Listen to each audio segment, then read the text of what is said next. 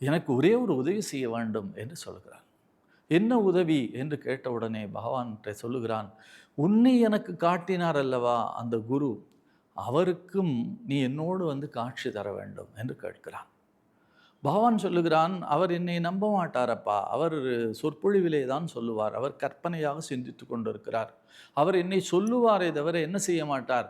என்னை அவன் பகவான் வந்திருக்கிறான் என்று நீ கூட்டிக் கொண்டே காட்டினால் கூட அவன் நம்ப மாட்டான் என்று சொல்கிறார். இல்லை பகவானே, அவர்தான் உங்கள் வர்ணனையை செய்தார், உங்களை காட்டினார், நீங்கள் இங்கே இருக்கிறேன் என்று சொன்னார் என்று சொன்ன உடனே பகவான் ஒத்துக்கொண்டு அவரோடு போகிறான்.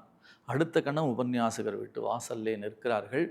இந்த திருடனை பார்த்த உடனே, ஆஹா, அவன் கடவுளை பார்க்கவில்லை, அந்த குழந்தையை காணவில்லை என்று மறுபடியும் நம்மை ஏதாவது செய்ய போகிறானோ என்று பயந்து கொண்டு, என்னப்பா என்று கேட்கிறார். நீங்கள் சொன்ன அந்த அழகான பேரழகுள்ள அந்த குழந்தையை கூட்டி வந்திருக்கிறேன், இதோ பாருங்கள். பகவான் அவர் கண்ணுக்கு தெரியவில்லை. பகவானே, இவன் சொல்வது உண்மையா என்று கண்ணீர் வடித்தபடி அப்படியே அவன் பாதங்களிலே விழுந்து கேட்கிறார். பகவான் சிரித்து கொண்டே அசரீரியாக சொன்னான், இவன் நீங்கள் சொன்னதை நம்பினான். அந்த நம்பிக்கை அவனை என்னிடத்தில் இழுத்து கொண்டு வந்தது. அவனுக்கு நான் காட்சி தருவேன், அவன் காட்சி தந்திருக்கிறேன், நீங்களும் அந்த நம்பிக்கையோடு சொல்லுங்கள், உங்களுக்கும் காட்சி தருவேன் என்று மறைந்து போனான்.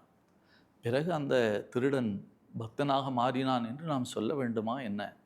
அந்த அழகை நம் மனக்கண் முன்னாலே கொண்டு வந்து நிறுத்துகிறார் கவியரசர்.